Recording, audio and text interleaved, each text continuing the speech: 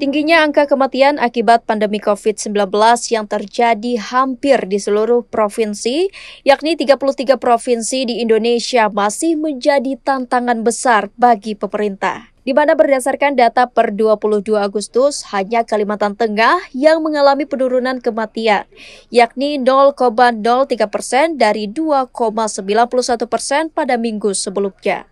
Juru bicara Satgas Penanganan COVID-19 Wiku Adhisa Smito dalam konferensi pers Selasa 24 Agustus menyebut, kematian tertinggi terjadi pada 5 provinsi, yakni Jawa Tengah naik 0,32%, Lampung dan Gorontalo 0,3%, Bali 0,24%, serta Bengkulu naik 0,17%. Jubir Satgas Penanganan COVID-19 mengatakan kematian Indonesia berada di angka 3,2%, lebih tinggi dibandingkan dengan angka kematian dunia yang hanya berada di 2,09%. Sementara berdasarkan kasus kumulatif, pasien meninggal terbanyak di dunia, Indonesia berada di peringkat ke-9.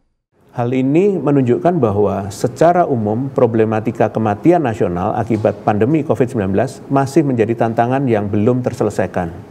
Keadaan ini adalah keadaan yang tidak biasa, karena biasanya jika kesembuhan naik, maka kematian akan turun, dan sebaliknya, jika kesembuhan turun, maka kematian naik. Namun yang saat ini terjadi adalah kedua indikator mengalami kenaikan. Jubir Satgas Penanganan COVID-19 menambahkan adanya kenaikan kasus kematian diduga kuat karena penguatan di fasilitas kesehatan dan isolasi terpusat tidak diimbangi dengan pemanfaatan secara maksimal oleh masyarakat. Untuk itu, ia menghimbau agar setiap pemerintah daerah utamanya yang masih mengalami angka kematian tinggi untuk dapat segera melakukan tindakan perbaikan dan pemantauan di lapangan. Tim Kantor Berita Antara mewartakan.